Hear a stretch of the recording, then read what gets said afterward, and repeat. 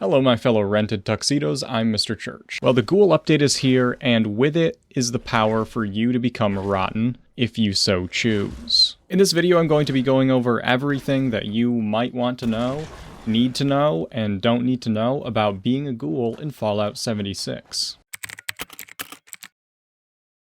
Let's start out with the basics. How do you become a ghoul? Well, it's pretty simple. First, you have to reach level 50. You won't be able to do it if you're a lower level than that. Once you hit level 50, the quest called a Leap of Faith will pop up in your Pip-Boy. Simply do that quest, and at the end of it, voila, what has happened? What has happened to you? Look at yourself, champ. Now, I'm not going to walk through the quest in this video. I don't want to spoil anything, but that's how you get started. Just do that. You'll find yourself a ghoul in no time. So what will being a ghoul be like? First of all, you're going to have a whole new look, and you're going to be able to fully customize your appearance just like you can with your characters now. I actually was pleasantly surprised by the amount of options that they gave us. I thought there was going to be like a couple of presets that you could look like, but this is actually like a fully integrated character creation with only, rotten effects this time. So there's a lot of cool stuff you can do, different amounts of glowing eyes, different kinds of skin, different stuff you can have. The hair is all, it's great. I actually really, really like this. Now, speaking of appearance, there are going to be factions that will no longer want anything to do with you, and that includes some of the factions that you must work with to do some of the main quest line. So in order to do this, you will have to wear a disguise while you're doing these quest lines. Now, right now, a drawback of this disguise system is you will have to fast travel somewhere and speak to an NPC to put the disguise on and get the disguise taken off. So that's a little annoying. So you'll probably want to put it on, do the quest, take it off. Just get it done. It is tedious as hell. I don't know if they're going to introduce a better system going forward. The other thing is you're going to have a -10 charisma. This will affect perks that are reliant on charisma, such as inspirational. And it's just going to be, look at yourself, look in the mirror. Have you ever done that? Self-reflection, guys. Now, some of the perk cards we have make absolutely no sense if you're a ghoul, such as like ghoulish, or the cards that rely on radiation resistance and such. And so you will be locked out of being able to use those cards. There's, I think, around 20 in all that you will not be able to use. However, you will gain access to 28 perk cards and 2 legendary perk cards that are exclusive to ghouls. And some of these are actually very powerful and very fun. Many of these cards are affected by something called glow. So there's 2 new mechanics that are exclusive to the ghoul, and that is glow and the feral meter. I'll talk about the feral meter in a minute, but glow is pretty important, and it's going to be a main source of the ghoul's power and survivability. Now, with a human being, if you take rads, as you know, your health bar goes down and it gets filled up with rads. That's how bloody builds usually keep their health low. A ghoul is not going to be able to take rads in the same way. When a ghoul takes rads, instead, they heal up. And when your health is full, you start to acquire a secondary bar over your health called the glow bar. Now, the glow that you have, this is like a second health bar. When you take damage, the glow goes away first before you start taking health damage. So it makes you a little bit more tanky. Think of it as kind of like over health or something. But glow is also a resource, and a lot of the ghoul perk cards use glow to measure whether the perk is going to work or not, or how effective the perk will be, or spends the glow to do more damage. There's several cards that you expend glow and your weapon does more damage per attack. Your glow damage will stack with other damage, so surprisingly, you can actually achieve a higher DPS with a ghoul than with a bloody build. Now, there are some drawbacks to the glow situation, and one of those is that glow is harder to maintain while you're in combat, because you're going to be, anytime you take damage, your glow is going to be going down. And then if you're expending glow to do more damage, it's going to be going down. So there isn't really a good in-game way of getting glow right now, which I think is kind of a problem in my opinion. There definitely should be an in-game way of obtaining glow while you're in combat.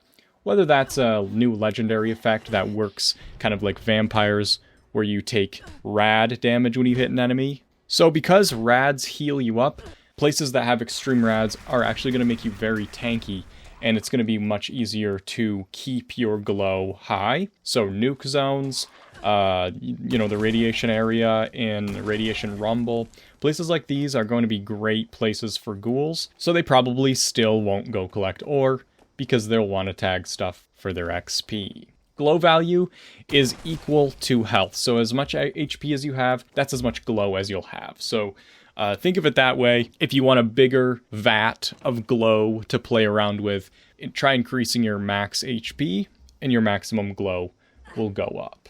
So I mentioned that glow is hard to keep up while you're in combat, and it's even harder to maintain glow with a melee build, because you're going to be in direct contact with the enemy a lot more. You're going to be taking a lot more hits, and every time you take hits, that glow goes down. And every time your glow goes down, some of your perk cards will work less effectively or not at all, and you will start doing less damage. So in the PTS, what I started doing with all my ghoul builds that I made is I just carry around a gamma gun, and I'll shoot the ground with it to get my glow back very quickly. This is obviously a kind of stupid thing to do, right? I don't really think something like shooting the ground with a gamma gun should be an integral part of having a functional and effective ghoul build. But for now, that is the number one best way of doing it. So no matter what your ghoul build is, I do recommend using an automatic gamma gun. Whatever the roll on it doesn't really matter, as long as you can shoot the ground and get that blasting, and make sure there's a deep dish on it for the extra radiation. Another thing to keep in mind, because rads and glow are things you're going to want to keep high, is you're going to want to keep your radiation resistance as low as possible. So things like power armor and hazmat suits, they have a hidden radiation reduction built into them. So just cutting down on the radiation resistance of those things, you'll still be taking way less radiation. So it'll be harder to keep your glow up in power armor. And some of the best armor in the game, like Secret Service, has a lot of radiation resistance. Now, there are ghoul perk cards that directly reduce your radiation resistance, and then there's ones that reduce the radiation resistance of your armor, and you can stack those. And you'll want to keep that in mind when you're putting together your ghoul build, because being able to get rads as much as possible is going to be very important, given how hard it is to keep your rads up and how important glow is to have. Now, the other special mechanic that the ghoul has is called the feral meter. Now, instead of hunger and thirst, because ghouls don't get hungry, they don't need to eat or drink, they have instead something called the feral meter. Now, the UI for this is completely backwards, unless they magically change this overnight. It's just unintuitive the way they set it up. So the way it works is when your feral meter is maxed out, so this bar is full, that means you're not feral for some reason. And when your feral meter is empty, then you are feral? That doesn't make any sense. You know what I mean? That's like saying that, like, it's really hard to explain that, okay? That's like having a gauge that's like instead of a gas gauge, it's like how empty your gas tank is, you know? It's your tank emptiness gauge, but it still looks the same way as a normal gas gauge. You know what I mean? Like, it's full, so that means your gas tank is empty. What? So obviously the feral meter is completely backwards and doesn't make any sense. And I don't know why they set the UI up like that, but if you're confused by it, that's completely understandable, because certain things are just going to look like they're doing the opposite of what you want them to, which I'll explain a little bit more of that. So when you're feral, you will have debuffs and you'll have buffs, okay? If you're above 75%, you will get a little bit of a buff to your strength and your endurance and max HP. Keep in mind, endurance does affect how much overall HP you have, and also keep in mind that the more HP you have, the higher your glow will be. Now, as that drops down, you get reduced buffs until you're getting debuffs, and then once you finally drop down to 0, you get a massive debuff to your VATS and hipfire accuracy. You get a big debuff to your endurance, your HP, and your max AP, but the trade-off is when you're fully feral, you get a 150% melee damage buff. So if you're running a ghoul build and you want to do a melee build, you're going to want to play fully feral. So remember, fully feral means your feral meter is empty, okay? Makes no sense, okay? So when you're fully feral, you'll have that. You won't want to use weapons that shoot because you'll be blasting all over the skies. So you'll either want to be fully wonderful or fully feral, no in-betweens. Now, the way your feral meter goes down is you simply have to wait over time and you'll automatically turn feral. But it takes forever, and unfortunately there's no manual way to speed it up because they just didn't think about that, I guess. But to fix yourself, to stop yourself from becoming feral, you just have to take drugs, okay? It does depend what drug it is, how much of the feral meter it fills up, meaning how much less feral it makes you. It makes no sense.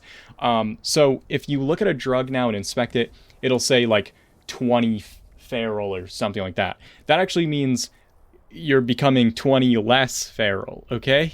Makes sense, guys. It makes perfect sense. Thank you. Anyway, so you're going to want to take drugs to reduce that. Despite what you may have heard, you can still get addictions, which means you can run junkies weapons. And I don't know if you weren't supposed to be able to get addictions because we're not able to use the perk cards that keep us from becoming addicted to stuff. So I'm a little confused about that. But because you can run addictions, that does mean you can do like a berserker build and use, you know, the Med-X addiction to reduce your damage resistance. That's a whole other, don't worry about it, okay? Don't worry about it. Now, I will say that the melee buff for being fully feral, it doesn't really come close to the amount of damage you can squeeze out of a bloodied melee build, but it is a good option for full health melee. And then there is, of course, the difficulty of maintaining the glow that I already mentioned. Even with certain perk cards that allow you to gain glow with melee hits, it's still tough to do. Now, there is a legendary perk card that helps keep you from becoming feral over time. Every time you kill something, it fills your feral meter back up, meaning you're not feral. Makes perfect sense.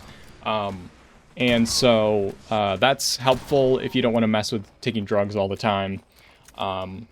But I don't know if that's worth a full legendary perk card slot. Like, that's between you and God. Now, here's a little oversight with the whole system, is because drugs are what make you less feral, that means that Fury, Buff Out, Buff Tats, and any other drug that affects your melee damage, they reduce your melee damage, because when you take them, you're no longer feral. So you lose that 150% melee damage bonus, you know? And because it takes so long to get feral, by the time you're back down to feral, that drug has worn off. So that's a big oversight in my opinion. And so that's pretty stupid. And it's one buff that you're not going to be able to run if you're running a melee build. Now, people did give feedback in the Bethesda Discord about this, and some suggestions were that those certain drugs actually make you more feral, because then you would have a way to actually manually get feral, because like I mentioned, there isn't a way currently to do that besides just waiting around. So that hasn't been implemented. I don't know if it will be, but my opinion is that any drug that buffs your melee damage should make you more feral and not less feral. And like I've mentioned, there's no way to become feral manually. And that is, in my opinion, the biggest issue with the ghoul build overall. So This is an MMO. That means you can't put your character in a chair and sit there and wait for a few hours, you know, to make time go by, to make your character suddenly be feral. We only have this real life time, and that's a precious commodity that I don't really think we should be wasting too much. I know we're playing Fallout 76, okay?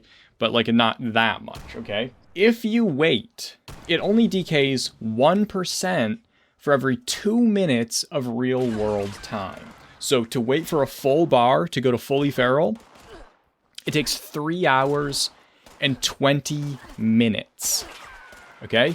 Some of us don't even have that amount of time to play in the day. So if you're trying to do a feral build, or mess around with being feral, or you accidentally become unferal, you know, and fill your meter up without realizing it, well, that's it for the day, you know?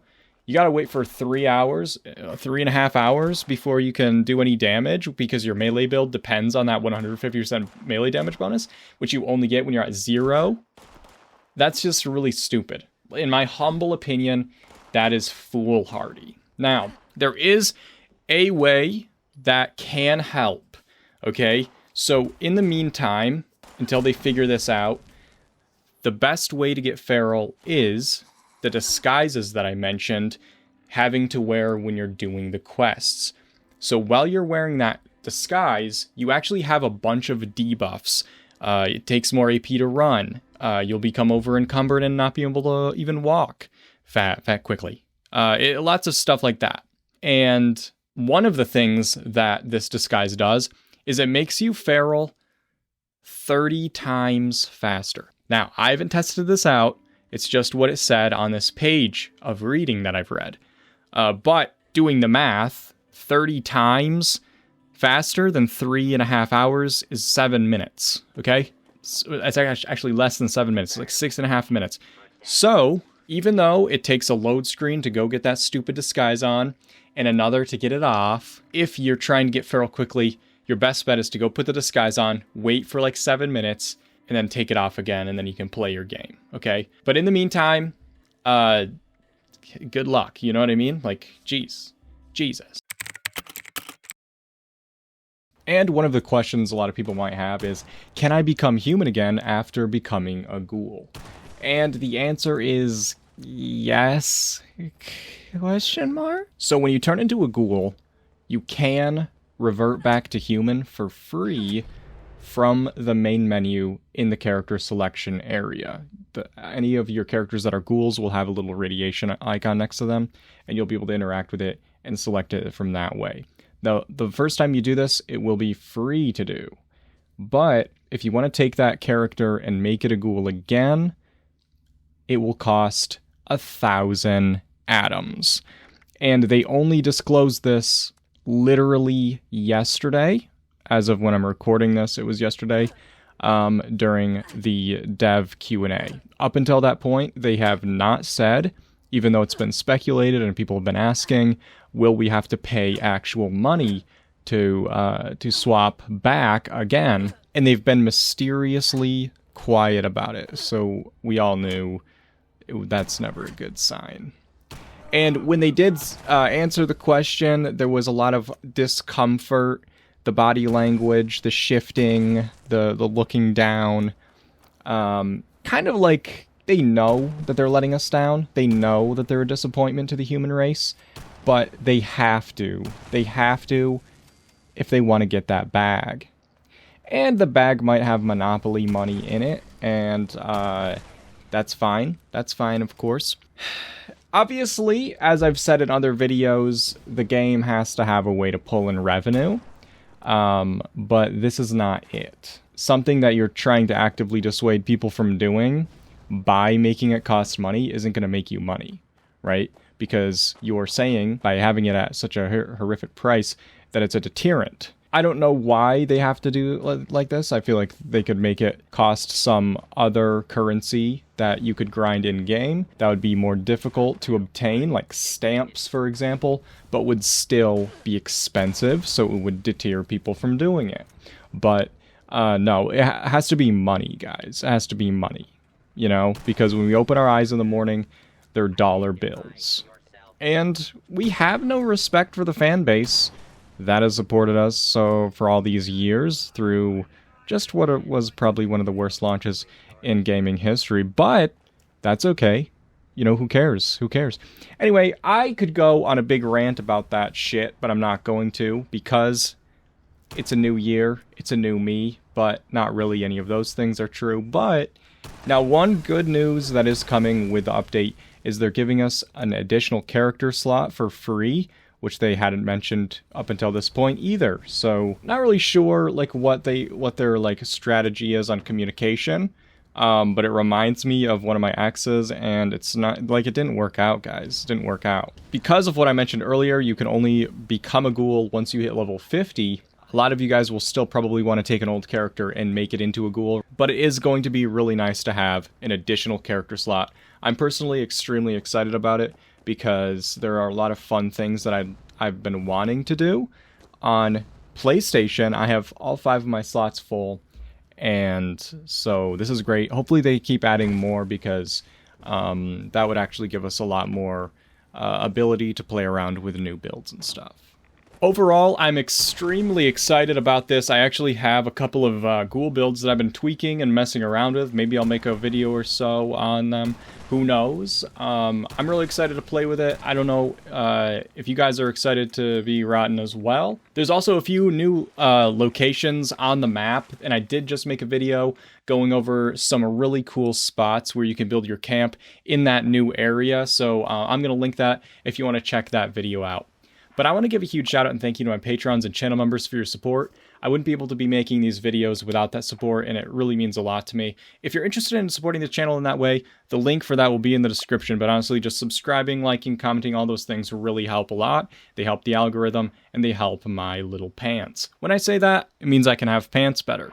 There is a Discord, make sure you join the Discord, and I also stream on Twitch, make sure you follow me on Twitch. The links for those things will be in the description, and I'll see you guys in the next video.